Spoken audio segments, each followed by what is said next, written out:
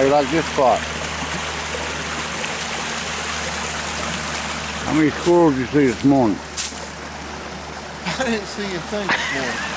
I think I saw a bird. It was too cold, maybe, you think? I was too cold, I know that. I had to go put on some more clothes. I looked at the thermometer, it dipped down to 18. When that sun started coming up. And that temperature in birds is heard. This is the way the woods used to look. Before a man come up there and cut everything down. Absolutely gorgeous. This Calabash Creek coming through these rocks. That place back there, we stopped, would be a good place to camp, of course.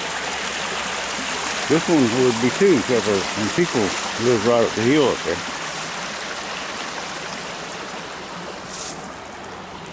My boys dug a whole hole up this way on that other creek over there years ago, 15 years ago. They used to camp in here. Well, we're going up that way and cross that creek and go on top of that hill, see what we see. All right, let's mosey on out of here.